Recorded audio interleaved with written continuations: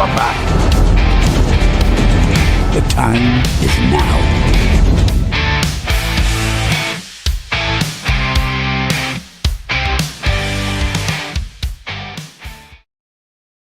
Well, welcome along to the reaction. It seems as though we've closed the gates after the horses bolted today. Very, very poor performance from Newcastle United. And I can only say an excellent performance from West Ham. Certainly showed us how to compete against a low block. And they certainly did their housework on us. Their midfield ran the show today. All three of them, Fernandes, Potts, and Paqueta, absolutely superb. Their young lad stole the show. Far too many players for Newcastle under this new rotation just didn't turn up, didn't play, looked like they were running through mud. Was that the problem? Was the rotation stop the momentum of players? Because sometimes that does happen, where you don't get continuity. Your body just doesn't want to play. Wayne, I'm going to come to you first, matey, if I can, before we get to the others. Just give us me and you obviously did the watch along, and it was as drab as I could ever wish to have in that second half. And for me, like I say, West Ham deserved winners. So, your thoughts, mate? Well, the first thing is, I said before kick-off that the one thing we had to stop was the Bowen Wan-Bissaka tandem down the right, which so far this season has been West Ham's only threatening function. We didn't do that. The tactical nous of Eddie comes bang under the microscope because. Again, I wanted to say we've now got a bench that you can use, and it was a farce, really. It was a total farce. Every single substitution seemed to make us worse.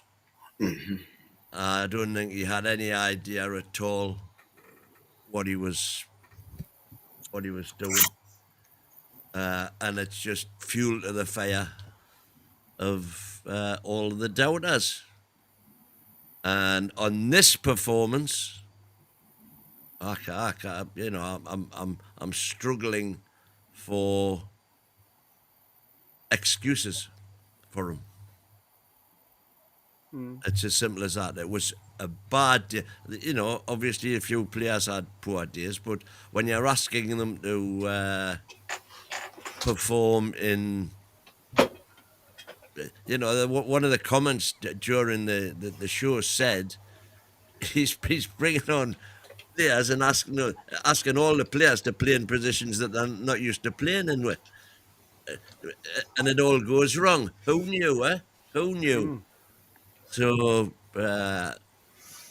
just very, very, very disappointed, and yet another occasion when we've had the chance to capitalize on a great run. I thought we were learning. I thought we were improving game by game, and he takes Volty off now. Unless Volty's got a knock, which is the only possible reason that I could think of for taking him off. It's not good enough. And the bottom line, not good enough. Okay, Boki. Sorry. Let me come to Andy first, because Andy was first in line. Andy, give us your shout.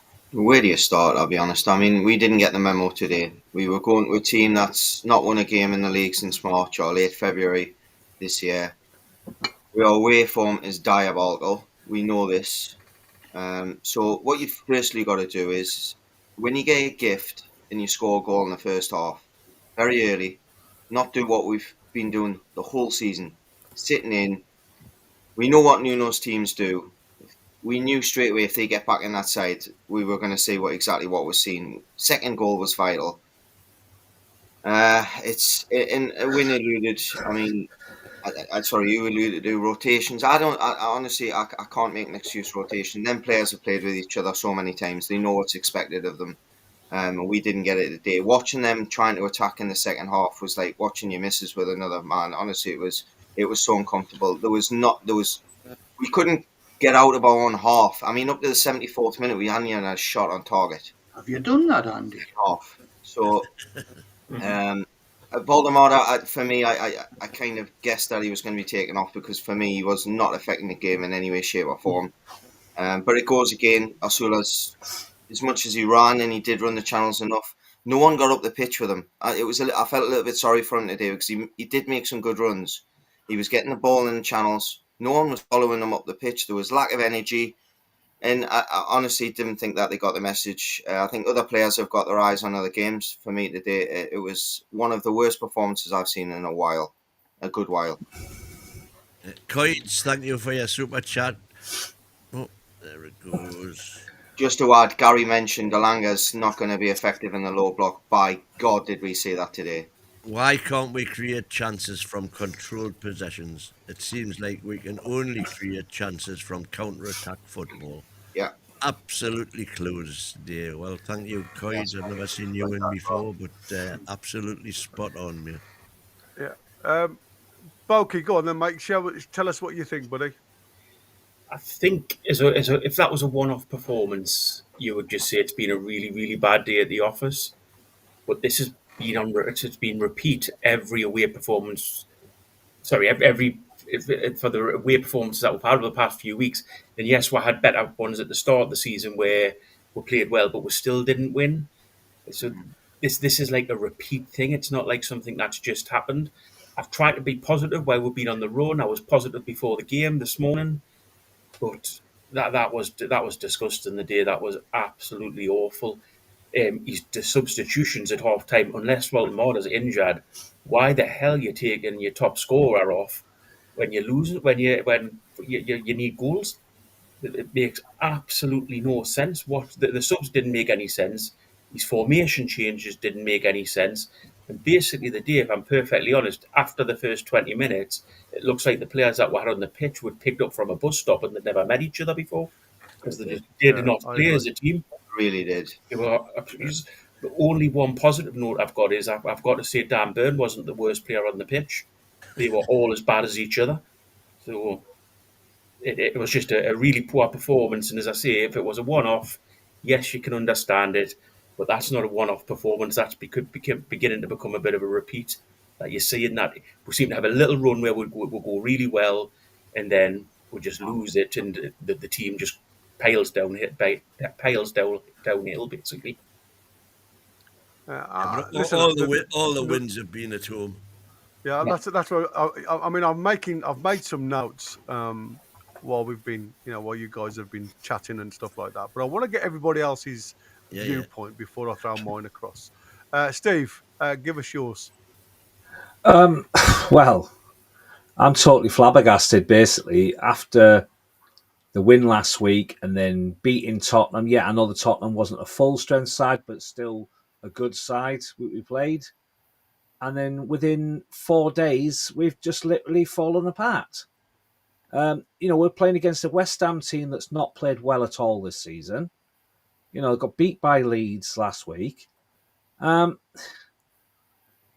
We should have been winning that game. West Ham, today, that's the best I've seen them play this season. I just could not believe it. We just could not control them. We were unlucky. We were lucky not to lose 4-1 because when a ball went forward, it was only because the West Ham man didn't touch it very well in the box that we didn't score. But any 4 of those players could have scored that was round that box. That ball got to him. It was basically we were letting balls through, and it could have been a worse result. We just did not know what we were doing today. It was just lackluster. Balls were getting long, balls were going forward. Players were either getting to it, but then there was no one there for them to pass it to in the box, or the ball was just getting past them and going out for a goal kick. I don't know what they're going to do to sort this out this week. We got Brentford next week. We need 3 points out of Brentford, or that's going to be a struggle up to Christmas.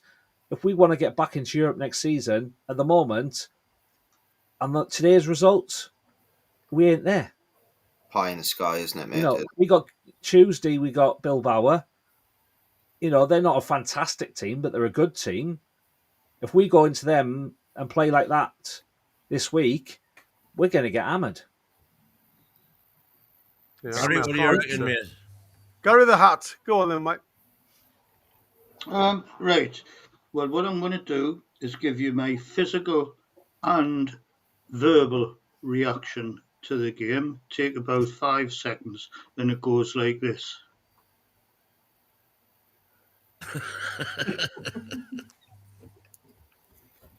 Aye. Just can't And believe that's what it. you've seen. Like the analogy I said before, isn't it? That's your face, that would be. I've one question I asked myself whilst watching the match was, how can you put a team out, right, with such high quality players, right, in the team and produce a performance like that? It makes no sense whatsoever. If you look at the names and the quality and the players of the players in our team, how do you come up with I counted in the first half. There was 2 occasions where we passed 3 times without giving the ball away. You know, like three consecutive passes without giving the ball away. I'm just lost for words. I don't know what to say. I don't know what to say. Peter, have you got some words to say? Yeah. Can you hear me okay? Yeah, so. Yeah.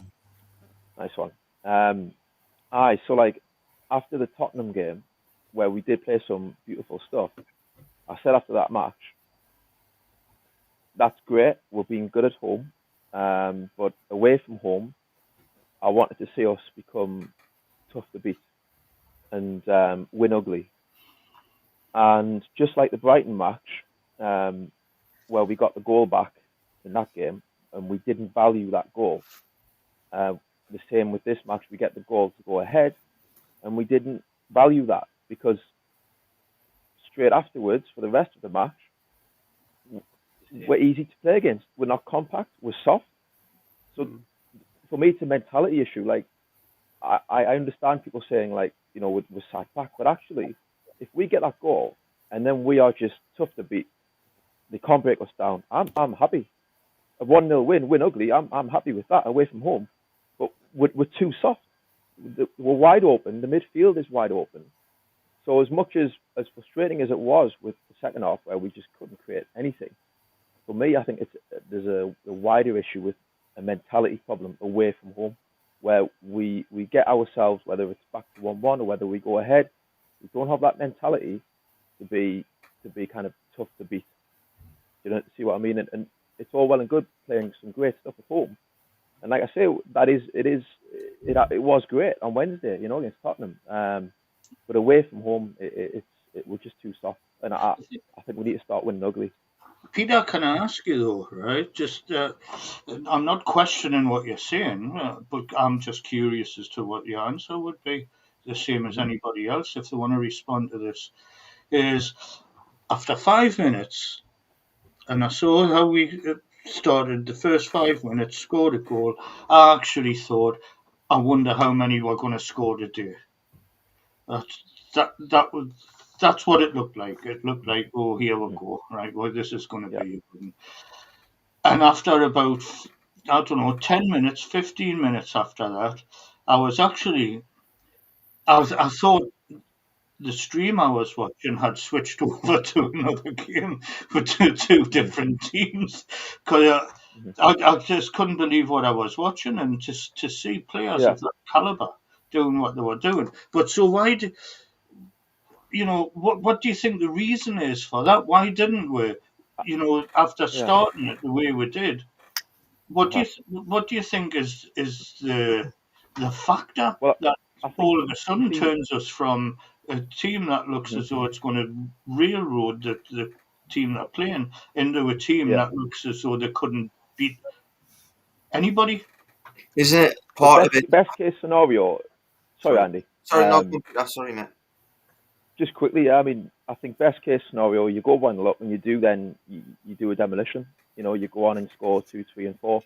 That's the ideal scenario, but you're never always going to do that. So if you can't do that, at least be solid. You're away from home. You see what I mean? So I think the issue is it's the mentality. I'm not sure if. Totally agree. I mean, I think at half time they looked like they'd been a few feathers had been ruffled, because I think they looked like they'd had a bit of a rollicking when you look at the faces on the bench. But all right, to use your word mentality, but where's that mentality coming from? Before the match, someone needs to get a hold of them before the game even starts and say, right, lads, we're going to be ugly today. First and foremost, we're going to be ugly when they've got the ball. And I don't know if anyone is doing that before in the preparation. I think there's a lot of emphasis on playing good football, and that is brilliant. Don't get us wrong, I want to see good football, especially at home. But away from home, I don't know who's pulling everyone to one side to say, we need to make it difficult for this team we're playing. Do you not think there's something missing, Peter, in the sense of we couldn't have asked for a better start? You've got a side there that can't win at home. We get an early goal. All the top sides stand on your throat at that point. In any sport, any mentality winners, they will stand on your throat and go for the second goal. We did exactly what we've done all season. We score a goal, we take time off. What happens when you take time off? The penalty really not given to them. In a way, I would have preferred the penalty being given to them, because all that did was give them a sense of injustice and give them more fire to go get back in the game. We've got to get over this theory of, look, we've got good technical players, we're a good side, we're playing in the Champions League. Just play what's in front of you and use your mentality from that. You get an early goal, they've just hit the post, we did the exact thing that you would ask them to do, break, score, then stand on the throat and go for the game. Give the... But Andy, what turns a team into a team that can't even string 2 passes together? Exactly. You know? Attitude of players, that is. That's just attitude of players. That's why I said it's... Talking about passing, you've got your pass map up there, guys. Let's do Ronnie Omelet's super chat. Ronnie Omelet, thank you so much, mate, for your contribution. Thanks, what in God's name was that, with a question mark? How's in-game management is like a child making a mess on a plate.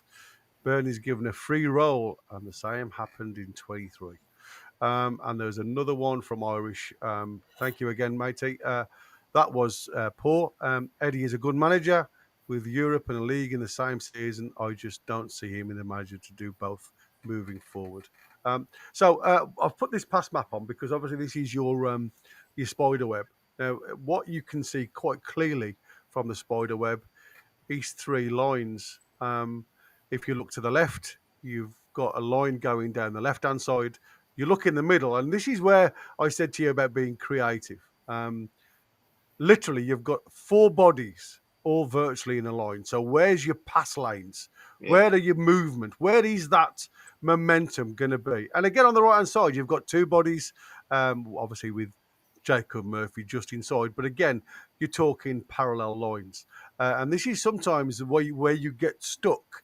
When nothing's going for you, and it doesn't matter what you try and do, it's one of those days that doesn't work. What you get here is exactly what you're seeing. Very little momentum. Well, I mean, what that highlights perfectly, Gary, is that there's no penetration. It's just passing around the pendulum football outside their box. Well, you can see here. Look, you know, all your thick lines are all going to Tonali, passing to a fellow midfielder. There's no breaking lines. But you have a look at West Ham, right? Look at the difference. Look at the spread of play, right? And we talked about young Potts here. I said, great little player. Why he hasn't been included this season, I do not know. 22-year-old. Wish he was in a black and white shirt. Because he, as long as these 3 controlled everything. And if you have a look at their spider's web, the amount of field of play that they've got, it makes ours look like chalk and cheese, doesn't it?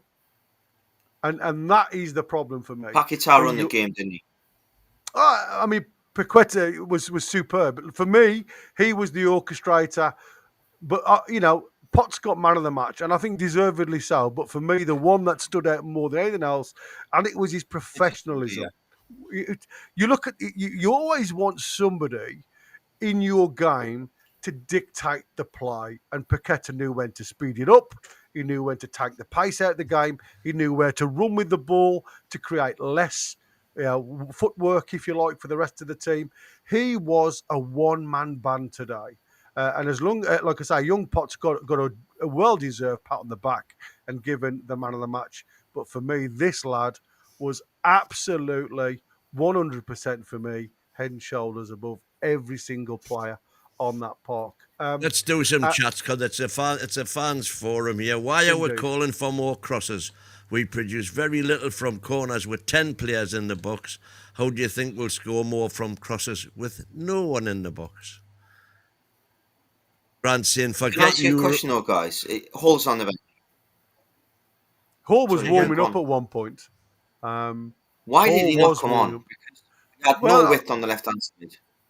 No, absolutely. But I mean, obviously, that's something that we can't answer, mate. Because, like I said, you talk about natural balance. I don't know what Eddie sees. I know my favourite saying is, I've said it before. What the hell did Eddie see in J7 today that I didn't? Because what did he give you? You throw him out on the left-hand side. It gives you no balance whatsoever. He can't cross the ball. He can't do anything. Where do you want to play him? Play him in the centre of the field. If you want somebody to spoil a game, take him out the game on the left-hand side. That gives you no balance whatsoever. Did you It notice? makes no sense. Did you notice as well in the second half, our wingers were Dan Burn and Chow. Yeah, exactly. That was my point about Hall. Yeah, we needed to. I couldn't believe Dan Dan Burn was playing as a left winger, and Chow was as well down the right. Oh my God! And I thought, well, Bournemouth have just gone 1-0 up. Irish is saying, thank you for the super chat, Irish. We score and stop, then change, then change, then change, then change. Play 4 players on the right wing, leave J7 and Bruno on. Both were crap. Go back to his substitutions in the first half. Now, I totally understand the theory of bringing Jacob Ramsey on when it's 1-1. I totally get it, because you're still expecting the game to be open. The problem that you've got is when you go 2-1 down, of all the managers in the league, you know exactly what Nuno Espirito Santo is going to do. He's going to pin them in. It's going to be 2 lines of defensive lines. And I think he had moments in the game where he did try and carry the ball, but you were never going to get the best out of Ramsey at that point. For me, at that moment, I know he's already been subbed on. For me, for the benefit of the team, you've got to get him off, and you've got to have someone that's going to be a threat in the box or going to be able to at least cross a ball. And we didn't do that. That's when I would have put Lewis Hall on. If he's not fit to play 20 minutes, don't be on the bench, because all he did is double up on the left-hand side when Dan Burn was on there with the winger. At times it was Alanga, at times it was Harvey Barnes. They're not worried about Dan Burn when he's got the ball at his feet. They know that when Dan Burn goes beyond doing it for set pieces or long balls, that's when Dan Burn's the problem. For me, so this is a fans' reaction channel. Let's have a look at the fans. Forget Europe. We need Europe. We just need to get better way. I don't see it happening under Howe. Lee McFarlane saying, based on that, our only hope of getting back into Europe is if they cancel Brexit. Grimiko saying, the way we are playing, we could get into a relegation battle, never mind a Europe qualification battle. Point Mags, it's been 4 years with Eddie. That's plenty of time. He's done great. Thanks for your service and good luck. It's not like getting divorced. Nah. Honestly, if you're going to build a club around managers, Eddie is not that guy. Go and get Fabregas from Como and Mr. Wiltzer. Jesus, calm down, man. We're through to the quarterfinals of the Cup, going strong in the Champions League. Not the best start of the Prem and poor today, but only 5 points off 4th place. We've had a bad game. Move on. People said get rid of Howe. People saying get rid of Howe have no clue and a short memory. When me and you have just found another happy clapper there, mate. Yeah. Get him on board. Get him on board. I can see what he's saying. We're not sending the membership fee. Does this team look like it's worth 700 million? we look one of the worst teams in the league, and I think that's an absolutely fair comment. Can I just pick up on that one quickly? Today's performance. In regards to that team today, that was 2 players off our best team.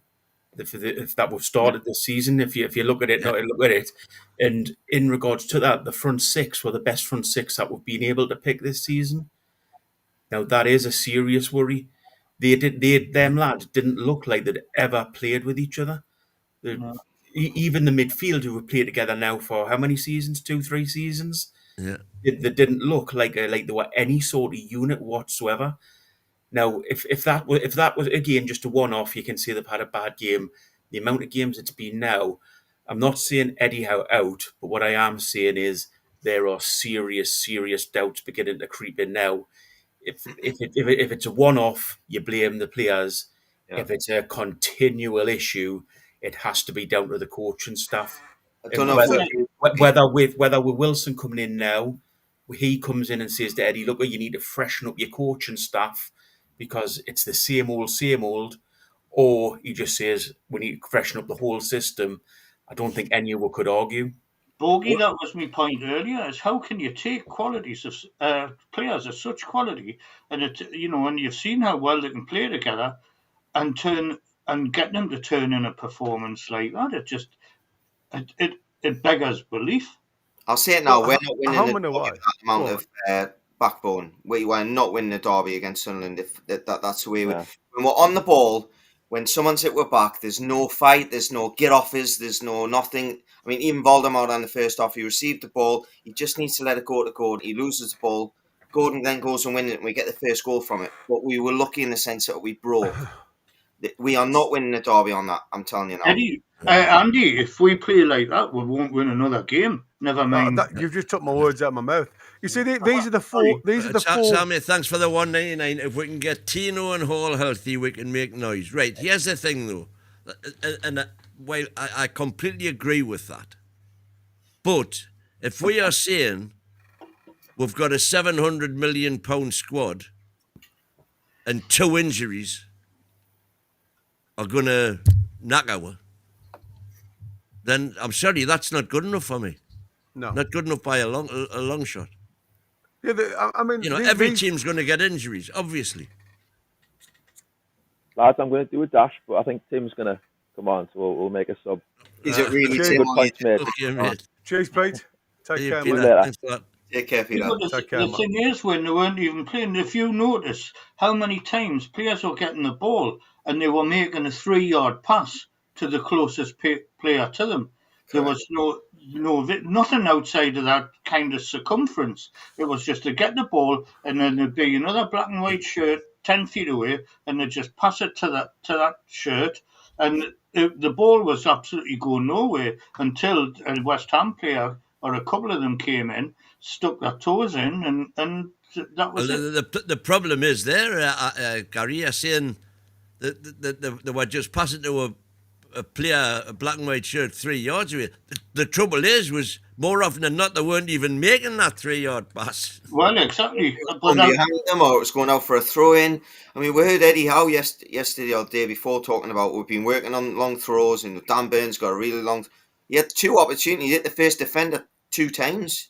I mean, we've just seen Brent. The number of times crosses were hitting the first defender. Honestly, when there was times when we were getting to the byline and you wanted to cut backwards, we were going across the goalkeeper's face. There was no one there. And then later on in the game, we were going in front of the goal. The players were going in front of the goalkeeper, and the ball was being played at the edge of the box. It was just laughable how bad it was. It was honestly, like I say, everything we did just screamed, like I think it was Stephen said before, like they're getting off a bus. Well, can I ask you a question then, right? Because still we're in a position where we're not playing with a designated number 9, a centre forward, right?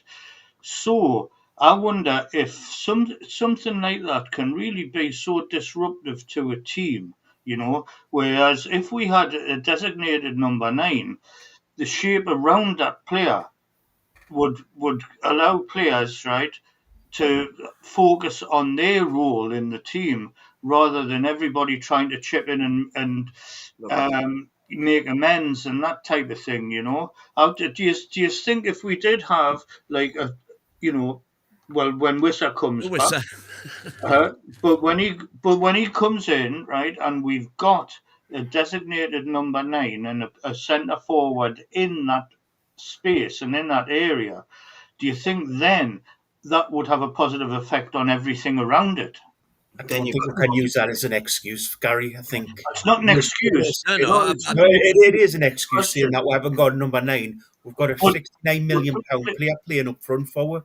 You cannot stop But he's not- blaming this thing. no, You but can't, no, let's finish, Gary. You cannot he's allow not this. playing up front. You cannot allow this to be blamed on we're not having a number 9.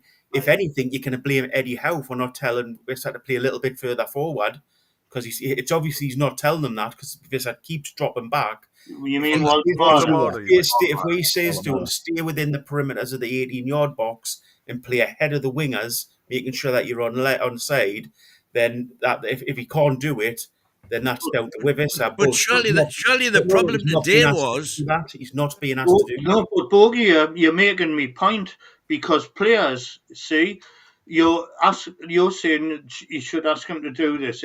It's not his natural game, right? If we have a striker in there who is a natural striker and is playing his natural game, it allows everybody else to play their natural game, right? Now everybody else is kind of trying to chip in and contribute, right, to make up for the deficiency that we haven't got. Now I'm not using this as an excuse. I'm asking the question: do you think it could contribute to why there's so much confusion and lack of commitment in the shape of the team and the communication? Because Voltemada, right, is a player that likes to play deeper, right? And you're saying he's getting paid, he's playing up front, blah, blah, blah. It's not his natural game. So if you're asking him to play up front as a out-and-out striker, then you're not getting his natural performance out of him, therefore 100%. So that's what I mean, is if we had the number 9 in, do you think it would free everybody up just to concentrate on their 100% game rather than try and chip in and you know... But Gary, to concentrate on that very point, after I've done Gavin's super chat, counter-attacking players cannot play pep ball. But what I'm saying is, if that's the case, so we want a number 9 target man. What he did was, when he made his substitutions, he put effectively a number 9 on there in a Sula. No. But he took Voltemar off. I thought he should have brought a Sula on to play in front of Voltemar. Yes, Lads, we're looking at what ifs and maybes here. Yeah, absolutely. We played the team that we did, and the were not good enough. It doesn't matter who else. If they'd been, if we'd had Isaac up front for that game and would played like that, we would have lost. That is a lot of it was down to the way we played, and a lot of it was down to the way them players have been coached. As you've all said, the balls were played short, side by side, to 3-yard passes. That if it's one player doing that, it's understandable. If it's the whole team doing that, it's down to the coach, and that coach needs to be either, as I say, spoken to, or if it carries on, sacked. You could see it though, Boaty, in the second half. We were playing. Shaw got the ball a couple of times, played it back to Pope. You're expecting West Ham to get out so we can then start an attack. West Ham just went, no, that's fine. We'll sit here. You come at us. And we kept playing the ball into Tonali at midfield. It went to Bruno, then it went back to Tonali. Then it went back. It went side to side, back and forth, like Gary showed on the graph before. There was no one went, hang on a second, why don't we just go direct? Well, guys, can I just jump on board? But we didn't do it. Because you guys have come across, there's, as always, it's like a pendulum of ideas, but it's not one player that creates issues in the other 10. These are my 4 bullet points that I've made today, right? Crucial errors and soft goals. So you've got a punch from Nick Pope, got nothing to do with Voltemada, when he could have quite easily caught it for the first goal. An own goal by Sven Botman, who again, I'm not blaming Sven Botman, But again, it's that vulnerability of the counter-attack down the wings because of Eddie's tactics, pushing players out of position. If you're not passing the ball correctly and giving the ball directly back on a transition, it's so easy for teams, as poor as West Ham have been this season, to get into those spaces to cause issues. And that's what I said. It's not Sven Botman's problem because he's just trying to cut the ball out. It's by Dan Burn, isn't it, Gary? Dan Burn steps up. It's not, yeah, but what I'm saying is that isn't Dan Burn's problem because that is the tactic that Eddie Howe is setting out in his training sessions. And Dan Burn is following what he's being asked to do. It's poor game management. After taking the lead, Newcastle failed to control the tempo. They're still passing erratic. It's like I said, the problem with Newcastle at this present moment in time, they cannot, when they take the lead, it's got to be 5 or 6 goals a game. It's never going to happen.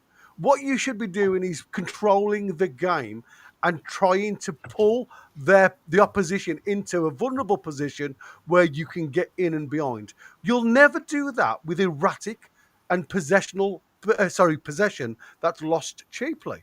West Ham were allowed to build momentum because of how vulnerable we are every time we lose possession of the ball in that transition of attack. And then every time you do that and the player's mentality changes to go forward and you give a simple 5 to 10 yard ball away, you are always going to be vulnerable to counterattacks and potential goals against. If you look at away form, which to me is a massive, massive concern, and it doesn't matter who you have on the park, when you're conceding goals like we do. Now, he's a statistic for you. Premier League away wins in 25. We've beaten relegated Southampton and Leicester, West Ham, Spurs, way back in January. 16 points from a possible 42 points. There is clearly an issue that's not being solved being away from home. That is a massive, massive point that nobody's looking about, right? So for me, away form is a massive concern and a defensive vulnerability. And we've brought in different players. We're playing different formations. We play 3 at the back. We play 4 at the back, 5 at the back. We are still conceding goals. So that is about giving the ball away in vulnerable positions. Despite having good defensive stats overall, and we have them, the team struggle away from home. We're exposed by West Ham's attacking quality. And like I say, Wins talked about Jared Bowen. But again, it's about who you're giving the ball away for the likes of Jared Bowen to create those opportunities. And again, you talk about selection. Sorry, mate, this is my final point. Selection, fitness issues and distractions, right? This is another one. With the squad rotation, and I said this earlier, injury concerns and fixture congestions, there will be signs of fatigue in some players, right? We've had rotation and we looked absolutely dynamic on Wednesday. We've rested players to come into today to give us that dynamic view back. But for me, it was the impacted sharpness and defensive cohesion just wasn't there. We lacked it. It looked like it was a team that had played the weekend before, Wednesday, and now this weekend, where you're running through Teakle. There is no excuse whatsoever. It's not about having a forward on line. It's not about having defenders in line. It's about simple controlling the game, and we just can't do it. That is the top and bottom. Now, who does that belong to? Whose problem is that to deal with? Eddie Howe. And like I say, today, bringing all those players on, an already dysfunctional team just created mayhem with no cohesion whatsoever. And you saw the pass lanes, everybody trying to pass 5-yard balls in straight lines. It just does not work.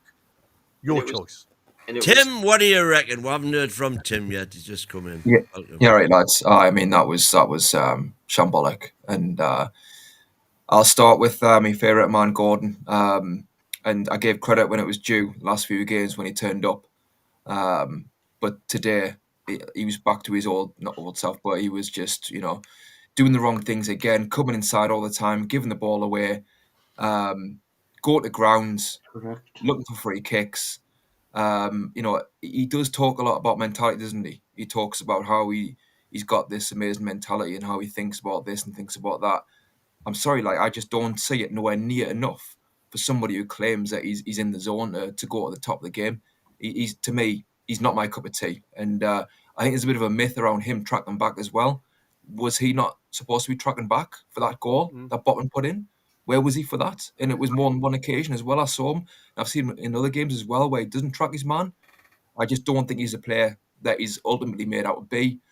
Joe Linton starting again, and and not only starting but finishing the game. And okay, you want to start him for whatever reason. Okay, fine, but he's not really doing it. He's not impacting the game, and we need a goal. We're chasing the game, and we're trying to break down a low block. So even then, come on, you don't keep him on then, and he still stays on. And like you say, he goes left wing. When he hasn't got the technical capability to cause damage there. So like that is a very big worry that, I've been saying, before now that I think now we've got Ramsey in the squad. He's the man to come in and play these sorts of games instead of Joe Linton. And you play Joe Linton against the Arsenals, the Man Cities, when it's more of a backs to the wall, potentially. So that is it's a big worry. It's annoying. It's frustrating that Howe is doing this. I respect Howe a lot, but I think he's making massive mistakes with the likes of Joe Linton. I think we turned up. To me, it looked like we turned up, thought it'd be a walk in the park. Yeah. Oh, it's West Ham. And then going to goal up, it's like, oh, well, there you go. We've got a goal straight away, or out of nothing. And that is such a lack of, sort of professionalism and having the bit between your teeth of we're mid-table and we shouldn't be here. We need to get the hell up there. Spurs are up there and they look pants, so we need to drag them down and overtake them and go 1-0 up, and we're just jogging around. And like Paul said, we're not compact. We're not fighting. We scored in 4 minutes, but other than that, there wasn't 1 minute in the whole of that game where we were in control. Agreed. No, exactly. We weren't partly because you got the likes of Gordon coming inside, giving stupid balls away. Playing the worst game. That is his worst game. I agree with you. Dead right. I agree with you. And I was saying that, and I was going, why are you coming inside all the time? Just quickly as well, sorry. Like, you got Bruno as well, and again, I respect Bruno a lot. He's done so much for us. I'll never forget that. But he is inconsistent at times. And for that goal, the I don't know, second goal or first goal, what's he doing? Can you not block that? Can you not come out more? Where's your metal? Where's your steel? It's all good and well having these antics and stuff, but again, I love him, but that's poor. That's really poor from him. And giving the ball away in stupid areas, again, you've got to learn your lessons. Countless times he tries stupid things in his own half and puts us under pressure. So you nip that in the bud and go, you know what? That's a weakness in my game. I'm going to scratch it out. I'm not going to take away from home. Because what they're doing is they're making the same mistakes over and over and every game. Thiago got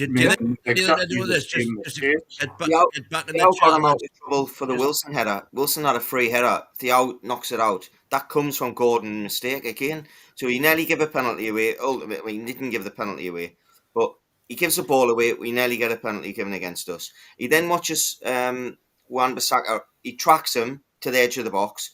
Wan-Bissaka goes into the edge of the box, puts the ball at the back post. Wilson could have scored if Thiago's not switched on.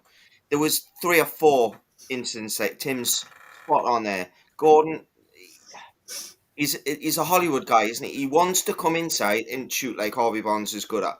The problem is he can't do it. Harvey Barnes is better in that situation. So Andy, would you say though, all those things that we've talked about and mentioned, put them to one side, would you say that was one of the best performances of the season so far? Right, let's it's fans' reaction. Let's get some super chats here. This is Phil D saying they just thought they'd rock up and get 3 points, easy peasy. Early goal and shut up shop. What the devil's going on? Taking Big Nick off. We were so far off it. It was a disgrace. Bilbo saying we seem to play well in cup games, but when it comes to the Premiership, we are bad. It's a third of the season gone now. If we are hoping to make Europe this season, things need to change quickly. Every team has injuries, absolutely no excuses. We had enough to beat West Ham comfortably on paper. Can I just pick on one thing there, Win, with the taking Baltimore off? I agree that we should have left him on because he's the biggest goals threat. But do you remember do much in the first half? He was never in the game. Well, never, I think he was involved on 5 occasions. I can remember 4 he did really well, and one he didn't. But They mentioned it in the half-time analysis and said that I think he'd had 5 touches in the first half. But were them touches far forward, or were they further back? They were. Yeah, the total Weren't in the box. They weren't in the box, were they? No, and they were getting us out of trouble and getting us on the front foot. But that's a midfielder's job, not the strikers. Yep. But he's not a striker. How many more times? He's not a striker. But he's a forward. He's not a midfielder. He's a forward. Right. I mean, Yeah. But he's not Technically a striker, isn't he? But no, no, he's not. You have to. I think you have to actually. We bought him to be a striker, to be a forward, not a midfielder. He's a forward, right? Alanga, getting back to the fans' comments anyway, Alanga is so far off it for 55 million, should be getting so much more. Oh, yeah. I was just asking Gary Moore, if that's the case, then we would not have won any games this season. Stop happy clapping trying to give Eddie excuses for his lack of management today. Well, he's got it in for me, you know, Irish. He's got it in for me. Every time I say something, he's on there and slaughtering us. He sees it how he sees it. Lempton says we're too slow. Past few seasons we've been lightning playing out and devastating press. We look like a team of old men out there. Running through. Again, we all started with doubts before the game. I did try to be positive, but sadly the panel earlier were right on the money. J7 should not have started. But not his fault. Byrne was not doing his job. Yeah. And Mark was saying we lost because of Gordon, Byrne and Pope. If West Ham do not score, they can't low block. We cannot play well against the low block. Good saves as well, Win. It couldn't even work. Ricky But D. yeah, Pope, I don't think he was that bad. No. I think defense we saw the very best and very worst of Nick Pope today. Yeah. All together. We will turn into Spurs, win a few domestic cups and maybe get into a title race, but never win the league. And a question from Co-02, Howe's main quality is his coaching and he improves players. He's arguably one of the best in the world at doing that. Now that we can't train properly due to the schedule, is that nullifying Howe's biggest qualities? That's a very valid point because absolutely. We know what his good points are, and we've been saying for a long time now what his bad points are, and as Borky never fails to tell us, he just isn't improving, and I've got to agree with him. He isn't improving on the bad points. Yeah. The game management, the substitutions. Picking up on that though, with his coach, with his style, if that is what he needs to be a coach who can coach players week in, week out and not have midweek games, then he's not a Champions League manager. He's not world class if that's not world class. That's absolutely fair comment. It's not Big Dan's fault, it's the decisions from the dugout. When are we going to realise that Howe has reached his level? And that again is what Borky says quite often. We've been papering over the cracks for a while. We can't play the way we do without our fullbacks. But that does not excuse today. But we are finally, Cuff, I can't really defend the performance. It was really disappointing after that start. I thought we could control the game, but we didn't. We let West Ham in with some uncharacteristic errors. Well, I don't know about uncharacteristic because they are becoming fortnightly, you might say. Every time we're away from home, it's the same old errors that keep on taking us to the cleaners. Win. Let's be honest. When you're swapping from a striker that stands on the last shoulder and is part of the counter-attacks, and you go to a guy that's a big unit, but he's very technical on the ball, you play the ball into him and get the ball wide. What do you need? You need width. We're missing both our wing-backs. We are also trying to adjust to the fact that Waldemar plays a different style of football. So there's going to be games where we're going to struggle. But that is no excuse, like Gary said, for not being able to pass a 5-yard pass. The amount of times that even Bruno was guilty of it, playing a 6-yard pass and it was going out under Murphy's foot, or it was 2 yards away from him, he was having to reach for it and it was going out of play. They are simple, basic championship level errors that we're making. And we weren't really being, at that point when we were making their mistakes just after they scored, West Ham were kind of letting us have a bit of possession at that point. They were sitting in the space. We were just panicking. We didn't know what to do. We were looking up and going, well, there's no movement, so where am I putting the ball? So they were then playing it back towards Botman, hoping West Ham were going to come out, and they just never come out. This is what Gary alluded to at the start of the season when he went, why have we paid £55 million for a winger? And I said, well, it's probably more for the Champions League games when we don't have the ball. It is solidified now that when teams sit in against us, we don't have an answer.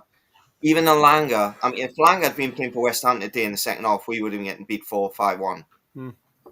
Easy, because a couple of times Bowen went through, and if he'd had a bit more pace, he would have been one-on-one. So let's get it real here. We are missing with Livramento, Trippier as well, and Lewis Hall. So we are covering up cracks. But any sort of shape whatsoever, Andy, to be honest. When you see Eddie Howe on the sidelines bringing substitutes on, and he's giving them the instructions, right, go here, do this, do that. Tell me, they all came on, and they all just, for the time they were on the pitch, just ran around like headless chickens. I seen a point when Eddie Howe got really frustrated with Valdemar. He's going like that to him, press, and he didn't, and he threw his hands up in the air on Sky Sports, and I kind of suspect he was going to be getting taken off at first. Look, he tries, but he just hasn't got the legs to do the press that Eddie wants. Hence why I think he's going to drop in. For me, as you said, Gary, I don't see him as an out-and-out striker. I see him as a forward, and I see him playing with somebody. I think he is. We're asking too much of him. And in Germany, he always played with somebody else as well. That's that's the problem. Should we play a 4-4-2 system? Would that be better for him? Yeah, but I was going to say, like, if we struggle to break down teams who sit in, then I think you've got to change it up a bit, haven't you? Yeah. And if that means going 4-4-2, then go 4-4-2 and play Asula with Voltemada and move West Ham around and get the width and you know, we can still put some crosses in. I mean, Kraft can put a good ball in, and obviously Murphy's there. He can whip a good cross in. So it's not as if we are missing players, no doubt, but it's not as if that we didn't have some solutions there to deal with it and cause West Ham a lot more problems than we did. I felt sorry for Tonali today. That guy was having to do everything. He was having to clean everything up at the back. Every time he got the ball, he was trying to make something happen, and he was looking forward, and there was no pass for him. He was Gary, right? He was Gary. What I would say though is even him in the final third, right? Second off, I know it's not easy with a low block. They've got everyone behind the ball, camped in. I know it's not easy, but even Tonali at times when he's got the ball, his final ball was just like powder puff, man. It was terrible. Like, yeah, I agree with you. Yeah. I think everyone was just if you guys are saying Voltemada was brought in and he's not, especially Gary, he's not seen as a fallout striker, he's not a goal scorer, then only bringing Wisser in was the wrong move. If that was the case, and Voltemada was brought in more as somebody who could change a game and change the way we want to play, then we needed to sign another striker as well. We need people who can Voltemada has put the ball in the back of the net, but we need somebody who can be a striker. And at the minute, we've got one, but he's injured. But we've got one. That's exactly the point I'm making. He only brought one player in which case who can play that role. If Voltemada, if we're seeing it wasn't for the lack of trying. Gary, let's just finish. You guys are saying Voltemada, or you're saying Gary Voltemada can't play on the edge of the 18-yard box between the two sides as a striker. Then we set ourselves up for a fall in the summer by only saying one striker who can do it. Well, you did. You've said he'll drop back. I said he wasn't an out-and-out striker. Yeah, he's a forward. He's a forward, right, who does score goals. Right, he's like, and the best comparison you can make is him who played for Spurs, Harry Kane. You know, that's more his style, and he'll get you goals, but he needs the guy up there with him, and he needs the guy in front of him like he had in his last team. As Tim says, he plays with was Andy. somebody mentioned that he played with another player. That's his game, and he hasn't had that this season. So, he's done Surely remarkably well. you've got to blame Eddie then. Yeah, because he hasn't brought in a player for him. Well, it's somebody's doing something wrong and making wrong decisions because especially on a performance like it's going to be today. like I said today. I just could not unless he's injured, which we'll find out in due course, I suppose. Apparently not. Well, so I cannot understand bringing Baltimore. Yes, by all means, put Asula on to be that player in front of him. Correct. Let's just do this super there was chat, there was a number of players who you could have taken off to do that with. You could have taken Gordon off, for example, because if you're going to play 4-4-2, you're automatically going to have to drop one of the wingers. I think that was Eddie as well. Sorry. Sorry, go on. 2 seconds, everybody. Say, just 2 seconds. If 2 seconds, Tim. Hold on, just a second, mate, because we got this one. It's going well past Eric's super chat here.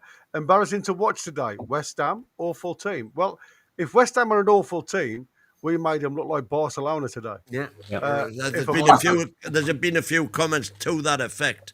I thought it. How can this awful team suddenly come good against us away from home? Is it not? It's no coincidence that Wissa, I mean, let's be honest, he's not an out 9 either. When he was at Brentford, he played up top with Mbembo when Tony left.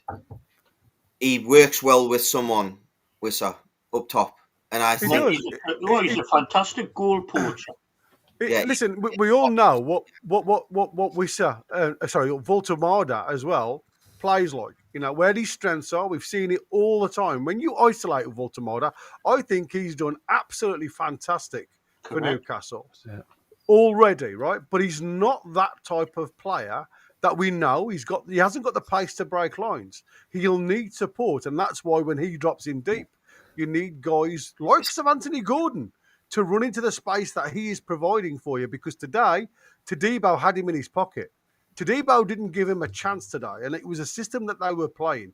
But there was opportunities for somebody else to exploit the movement and position vacated by Voltemada, and we don't do it. We haven't got the mentality for it. And there's times where Voltemada, when he was surrounded, so like if we put on Asula alongside him or with him, then that other centre-back who's smothering Voltemada with the other West Ham centre-back, they can't double up then.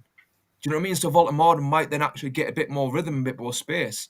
And he puts his little flicks in and stuff like that, which takes the defender who's tight on him out of the game.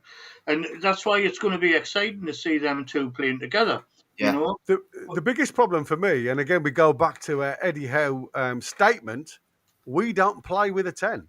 That's an Eddie Howe statement. Yeah. So what you've also got to start to take into consideration now is Eddie Howe has got to make a choice. And if you are going to play two strikers, the Voltemada and the Wissa, the two new guys, are you reliant on Asula being the third striker on the bench? Because that is literally what you're having to work with. So again, it's a tough choice, risking your two main strikers. I'm not in disagreement with any of you. I think there needs to be a change of the guard when it comes to Newcastle's approach. This is why we need a new striker as well. But for me, you look at Eddie Howe on Kieran Trippier's absence in the changing of the right back position. 4 times, remember that changing of the right back. We were looking for a solution to try and make the team perform better in that position. And we knew going into the game it would be easy because Kieran's got such brilliant strengths that we were missing. We missed them. He would have helped us today, but he wasn't here and we needed to find a different way. Of course, we're missing Tino as well. 2 big players. So, yes, that's why I did what I did. So there's his rationale for that. Apparently, Kieran Trippier suffering from another bug of some description. Hopefully, it's not one of them bugs that go through like wildfire in a dry camp. Gary, can I just ask you a question? Because you were obviously a coach, I know. I wouldn't say that. In regards to what Wynne said at the start of the season, which I agree with, was that Wissa was brought in to be the number one starter at the start of the season, and Voltemada was meant to be integrated into the squad, which would have been fine. However, do you see that as being a thing moving forward? Because I don't see how you could have this Voltemada in the bench as the second striker, because he doesn't play as a player who can hold the ball up and be on the turn and ready to run forward. He's very much so, as you see, a number 10. So yeah, the problem is, you see, if you win in a game, you can't bring him on to hold up the play. Impact. Yeah. I don't think you can ever, you can ever say with Eddie Howe, when Eddie Howe says, "I don't play with a 10."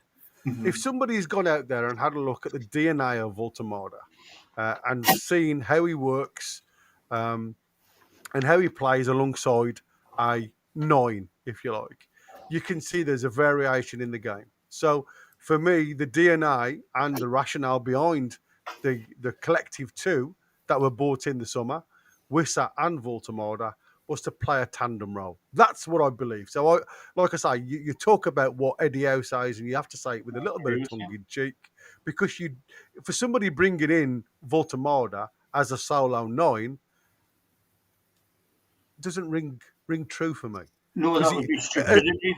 As good as he is, and he's given to us, his limitations are there for everybody to see. When he gets close marks, he's got some fantastic touches. He certainly brings an element of the game for me that Isaac never did. You know what I mean? Gary, this was what I was alluding to before. You see, do you think that there is definitely a lack, right, of that designated number 9, right? And you're more or less saying something similar, right? Is that Voltemada, right, needs to be the guy that plays with the designated number 9. And, he's not an out-and-out striker, all right? He scores goals, and that's great. But do you think that is the reason why we're just sort of so toothless up front? It's because there's nobody there. I think there's lack of runners. There's lack of understanding Voltemada's game. You've got to understand this is very raw, if you like. I know, there's little, as Wynne said before, there's little game time of tactical games now between main games, with it being weekend, midweek, and weekend fixtures. So there is limited time, and we've questioned what the hell is happening post evening games now, where you've got the lads doing some tactical trainings, those that haven't played that game especially, that are coming on the field and doing some stuff behind the scenes at St James's Park under the lights. So Eddie Howe's trying to work a system, and it's like putting a square peg in a round hole, I suppose, when you haven't. And again, you talk about bodies, right? Numbers. It is the best side that I have seen, as in when we're on form. I'm not talking about today's game, and I'm certainly not talking about some of our away form this season. But when this team clicks in the situation and formation that we've got at the moment, it's good. You can see that there's technical players there, there's good players. The problem for me is the fact that if we haven't got a natural 9, which we obviously haven't, and everybody looks at Asula as being a potential 9, yeah, he's got better, but he's miles away. He's miles away from being. He's nowhere near the started article, never mind the bloody finished article. He'll come on and give you a good 10 minutes. But when you're looking at longevity, he ain't the answer, mate. I'm telling you now. So for me, they have to go looking in January for somebody that can work alongside. Because at the end of the day, even if Vissa becomes available, he's not going to be here because he's going to be at the FCON. So we're going to be in the same situation as we are now with players that, again, Eddie Howe doesn't trust to work alongside Voltemada, because if he trusted them, he'd have already played them. So what he's doing is like today, you're playing. I mean, how many changes did we see of individuals? I've just named 4 players that played right back today. How many times have we seen, J7, midfielder, number 10, he's then left-sided. There was so much change, and it causes nothing but confusion. It's and unless you, What's that? 2 seconds. Get this Hammering. super chat. And David Knight, thank you for your £5. Screamed Selling hammering. Isaac at the time was stupid. Walter Marder plays deep. There's no threat in behind. The opposition steps up another 15 yards and thus increases the pressure. And that's a didn't have a choice. very valid point. But we haven't got a choice. That's the problem. And that's what I said. None of us have got crystal balls. And if we had, it would be so easy to go and cherry pick the best players in the world that you know are going to come and perform for you. My biggest concern is, when Wissa become injured, and we said it's typical Newcastle for that to happen because, like I say, the lads had a very cherished career with injury-free. But now all of a sudden it becomes a Newcastle problem. It's not a Wissa problem. It's a Newcastle problem. And the problem is we haven't got enough of a squad to play away from home. And that is a mental approach. If you can play, or if you can give an extra 5 to 10% under a St James's Park atmosphere, then there is no excuse why the same players that grace St James's Park can't go away from home and perform exactly the same. That's a mental approach to each game, and I totally agree with whoever said before. We expect sometimes just to turn up and take the points, and that isn't the attitude, and that has to be drummed out of these superstars. You've got some of another super chat here, $499. Thank you, Eric. He is saying they came good against us today because our performance was disgraceful. The fact is, only 2 players on the West Ham side would make our squad. Bowen and Paqueta. Well, I think Potts would on today's performance. Just 1% in our squad at the minute. The weakness we've got at right back. Just to pick up on the striker situation again. We're now agreed that Wissa was brought in to be the number 9, Baltimore to be the number 10. Part of the thing of the transfer window was as well that we were ready to sell Asula. I think if Wissa had signed in time, would have sold Asula quite happily. That would have left with no striker on the bench. Exactly. I think that's the reasons why Piff jumped in and said no. Yet this whole situation of what we're talking about with the strikers, it shows you what an absolute cock-up the transfer window was. The women's team's got a better. The right type of players. Well, that's anybody's interest in the women's team, man. Strasbourg. And that's history. Strasbourg, he's gone. Oh, he's still there. 2 seconds. Not that. He's still in the background. While he's sorting his camera and everything out, we'll... Are you there, Steve? Did you notice as well today, right? You've done this with your passing graph and everything. And I couldn't understand what I was seeing from such top quality players. But Ramsey, Bruno and Tonali would get the ball. And there was no way that they could get the ball through early going forwards, right? And did you notice how many times each of them would just run from one side of the pitch to the other with the ball and then just pass it to somebody and run back the way they were supposed to be? And, our midfield was just, there was nothing for it to feed. But did you actually notice that? How many times each of those players got the ball and ran from one side of the pitch to the other with the ball, and but then there's no direct. There's nothing. Yeah, absolutely, guys. But that's what I'm saying. There's no direct runners. It's so much easier to run left to right than it is to run on a diagonal or when you're breaking lines. And to me, even in the 88th minute, Popey rolls it 5 yards. Tonali picks the ball up. He plays it 10 yards square to Botman. He then plays it square back to Tonali. There's no drive. There's no energy. There's no dynamism.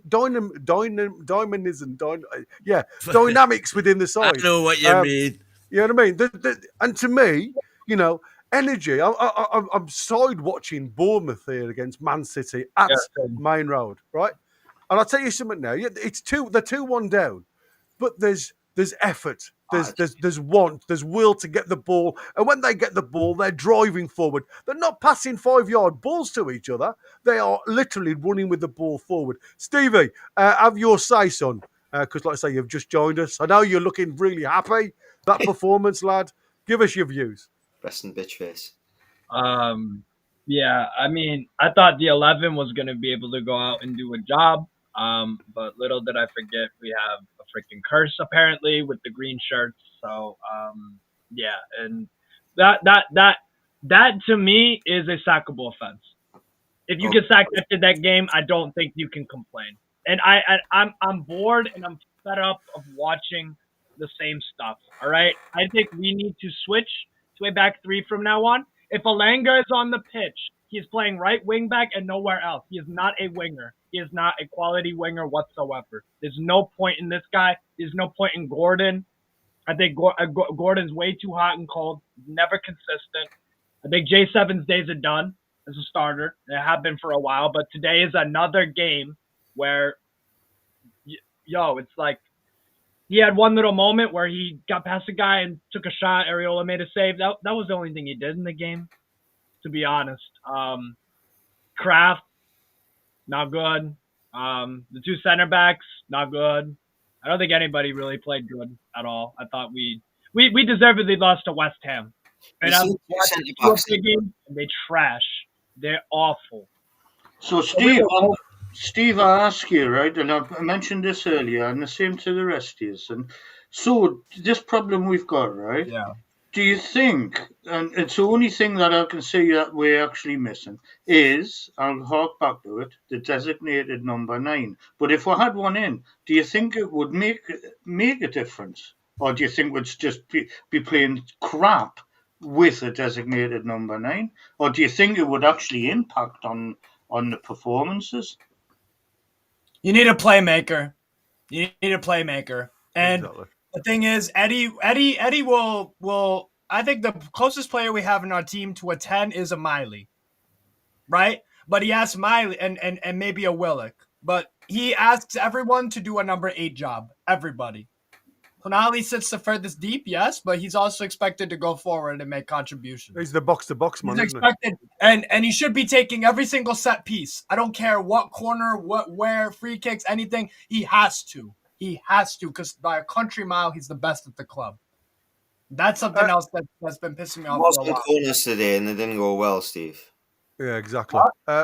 Eddie Howe has been on, and this is Eddie Howe talking about what happened today. So let's listen. Ooh, he's looking happy. Yeah, really disappointed. I mean, I can't really defend the performance. I thought it was really disappointing, especially as you say after that start, and you think we could grab the game and control it, but we didn't. We let West Ham back in with some uncharacteristic errors. Yeah, could you just expand on that a bit more? You say uncharacteristic errors. Are you sort of looking at individual moments that have opened the gates there a bit for West Ham, or is it a collective momentum shift? How do you see it? Well, it wasn't any one or two players. It was collectively we were off today, and you could see that. I think it was quite evident in our first half performance. We sort of gave ourselves problems, I felt. We were getting caught on the ball, they were counter-attacking, and we're maybe fortunate not to give a penalty away. They hit the post. So, yeah. And then the goals then towards the end of the first half sort of typified that performance, sort of caught up with us. So, yeah, we're hugely disappointed and frustrated with ourselves because we think we've missed another big opportunity today in the Premier League to get back-to-back wins. Right, there you go. That's Eddie's little montage, right? And again, what you see there is a typical Eddie. Let's protect the individuals that were a problem. That was a more "Let's protect Eddie Howe" interview. That he should have came out there and says, "This one's down to me." If I'd have had a hell of a lot more respect for him, if he had just came out and said, "This one's down to me. I made the wrong decisions on substitutions. I made the wrong decision on tactics. The players obviously ended up all over the place because of my tactics." And that would have been an honest interview. That was just putting the blame across the board is a bottle as we out. He should have came out on that interview and says, "This one, lads, is down to me." Hold on. Just thanks, Steve Rackham, for becoming a member, matey, during the show. That's lovely, mate. Thanks ever so much. Can I just ask you, because you mentioned tactics, right? What tactics? Because I never saw any. in 90 minutes. Well, the tactic obviously was to play the ball short and to try to do triangles and move the ball forward against West Ham. Right, because I'm not trying to be funny or anything like that, but in the 90 minutes, you're saying he'd come out with the wrong tactic. If he had said he'd come out with the wrong tactics, I was unaware completely from minute one of any tactics, any form of tactics. I just saw 11 people running around who didn't have a clue what was going on. And the thing that is ridiculous is that West Ham looked like that with Nuno. They looked like that the entire season, like they play with no tactics, no midfield. Their best players don't get on the ball enough. Their best players don't start. Like they looked, as much as we complain about us, and there's a lot to complain about, they've been dreadful too. I can't emphasize this enough, how bad they looked against Brentford, how bad they looked against Leeds, how bad they've looked in almost every single game except this one and when they won 3-0 away to Forest, when they also had a rubbish manager in charge with the team that had no idea what it was doing. It's ridiculous. I'm going to ask you guys a question because we're coming to the end of the show now. Eddie Howe has been asked directly if there was a lack of effort from his players today. And these are his words, right? I don't know. I wouldn't go there right now. I wouldn't say that. I think, as I said, I didn't like the body language of the group, but that can manifest its outcome in many different ways. Fatigue, whatever. We rested a lot of players in midweek to try and give them fresh energy. But sometimes it can just be the routine of preparing for another game can catch up with you. I don't want to look like I'm looking for excuses. I'm just trying myself to figure out what happened today. It's never one thing. There's always a combination of factors, but certainly I've never accused my players of lacking effort. They're too good professionals for that. My question is for everybody, as we finish the show, is Eddie too nice? No, I just don't think he knows how to motivate players over a third. I don't think in this situation where we're in a Carabao Cup and we play decent against Spurs and we have a problem going from game to it's like a different team. And as part of that is the transfer window, which I was complaining a lot about. Yes, I was wrong about my evaluation about two players. I think Chow's impressed me more than I thought he would have, and Voltemata as well. The others, not so much. So I think that's part of it. But I just, I the team game to game, it's like we get up for certain games and then don't. It's very consistent, and it's like on Wednesday against Athletic Club. I think we'll probably turn up and look fantastic. That would just be typical. For me to answer your question, Gary, I would actually have to. Eddie Howe would have to sit me down. Right, and just me and him, and you'd have to sit personally and explain to me in detail what the whole idea was behind today's performance. What he was even thinking about. Because I just cannot make any sense whatsoever of what I saw for 90 minutes today. None of it. We look like Grimsby. I can't find Grimsby Town. Grimsby Town playing black and white. That's what we. I don't know whether we did this one. What do you reckon? Do it. Let's all answer the question because we're getting on. Yeah. Oh, there's Andy Bolster. If he wants a number 9 to press, why linked to Soloff? Yeah, exactly. Why I don't want Soloff. I'm absolutely disgusted. I'm sitting here fuming with that press conference. In regards to the fact he didn't take any personal responsibility. He's the manager. He's put them out there with them tactics, and he's done all the substitutions, and he's spreading the thing across collective responsibility. He is in charge. He should have been there saying, "This is down to me. This one's my fault. I take full responsibility for it." And he had the credit from the games before to do that. So from the little winning run that we've been on, people, as I say, I think bedwetters, happy clappers, everybody, whatever you call yourselves, Newcastle fans would have had a lot more respect for the bloke if he'd just come out and says, "Look, I made the mistake. I'll take that one. Yeah, and he didn't do it, and that shows he's got a really he's really worried about his own job. I think that's the big issue at the minute. Well, we're not. Loki, we're not going to qualify for Europe through the league, and I think the league is looks like garbage at the best of times. Yeah.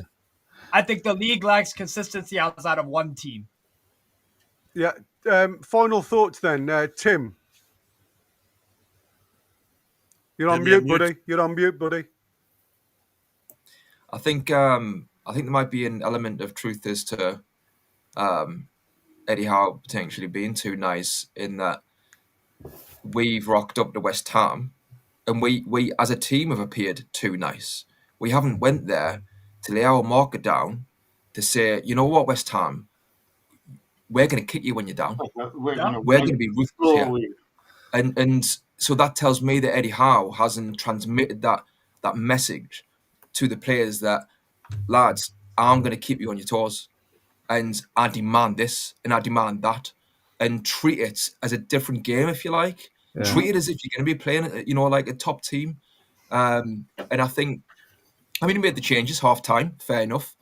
And I do respect Howe a lot. And I think, to be fair to him, when he says collective, I'm sure he would include himself in that. But I just think, in terms of effort, a lack of effort, you can use whatever word you want, but there was definitely a lack of determination, a lack of steeliness, quality. And you could say a lack of guts and a lack of want. So whether you want to call that effort, it's neither here nor there, isn't it, in terms of what word you want to use. But there was definitely a lot of character. I would say that for sure. We should have done a Chef U on that team today. Banged 6 or 7. The problem is, I think that's what everybody was expecting. It boils down to probably the most pertinent comment I saw in all the chats that we did, which was, we turned up today. That's we right. just turned up expecting to get 3 points. And we didn't play like it either. And then we score a goal in the first 5 minutes, and we think, oh, this is it. It's done. Yeah. Let's just go and get a few more without any actual effort to make that happen.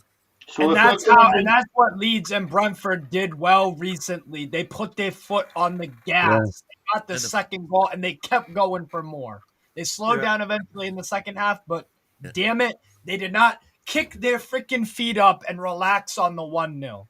Brentford puppered them in the first. So Gary, if you're bringing this show to the end, and I just want to say once again, so everybody's clear, right? Apart from all the points that have been raised, I actually thought that was a really excellent performance. Well,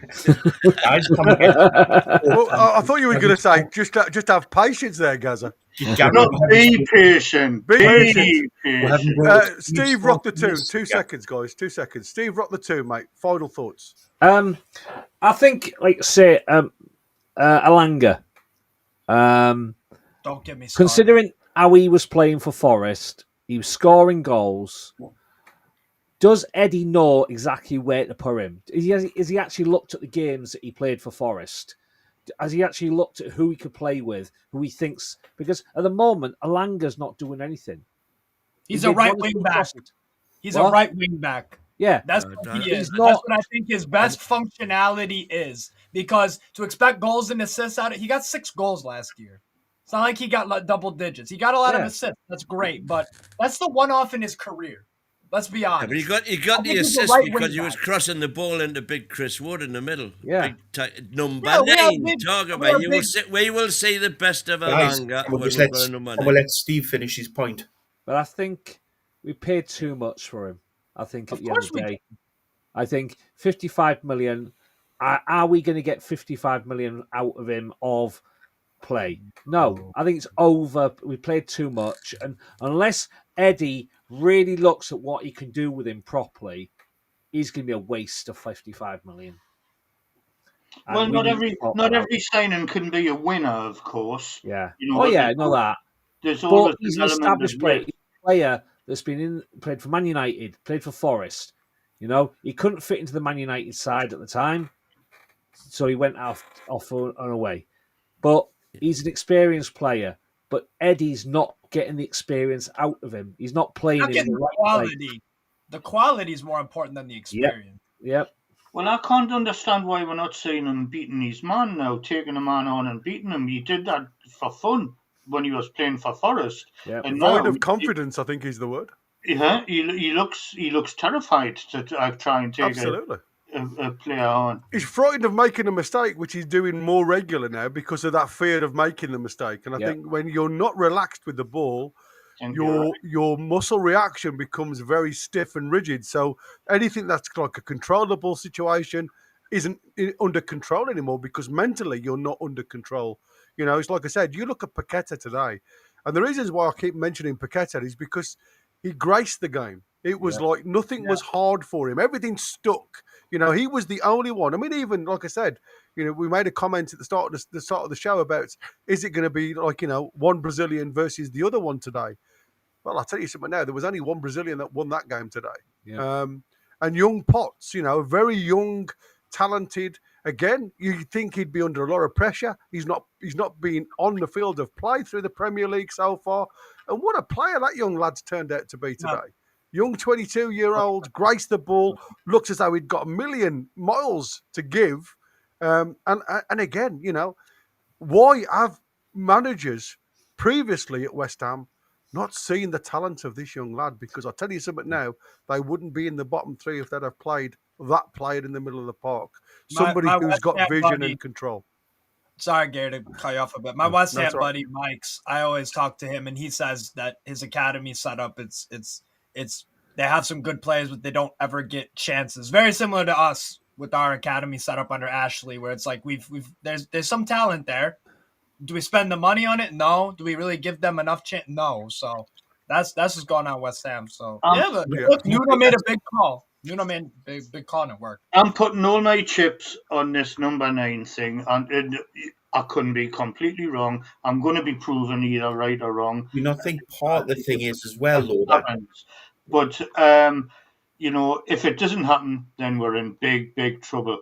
But it's the only thing that I can see that's missing, and so that's it. As far as I'm concerned, we've got all our eggs in one basket, and it's that number 9 position. And until we resolve that and see what the effect of that is, then we're just going to be going back and forwards, up and down. And the beauty is, we do have the January window. Just a quick thing, though. Do you not think to get another number 9 in? Do you not think, as we've had the same coach and staff, basically, I know there's been a few changes, but for the last 4 years at the top, that's why you need to have maybe a little change. I'm not saying get rid of Howe here.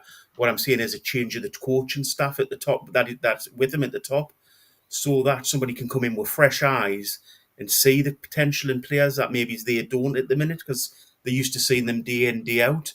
Well, I don't know. Fresh eyes on the situation might help.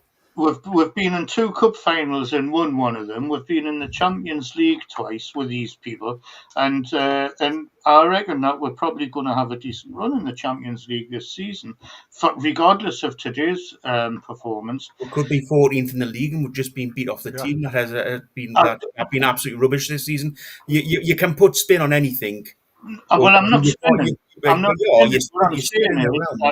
are facts. What I've just said. Right, we'll save this all for tomorrow night. We've gone way past tapas. Well past tapas, exactly. We are going to say. Thanks, lads, for coming on. We need to wrap it up. Thank you to Coid, Samai, Ronnie Omelette, Irish, Gavin, Eric, and David Knight, Andy Barwick. And Stevie Rackham for becoming a member. Stevie Rackham for becoming a member. Indeed. I am going to leave the final words to Murphy. Shout out to him for scoring today. Oh, the better team won today, which is frustrating. So yeah, difficult day. You look at things and it started off so well for us, and then went 1-1, 2-1, 2-1. It almost gave them something to hang on for, and you know, that's what they did in the second half. You know, played very deep and then tried to hit on the counter attack. And you know, it's hard when you're, you know, trying to break down a team that has, you know, everything to fight for. There you go. We were just unlucky. Yeah. That's all we were.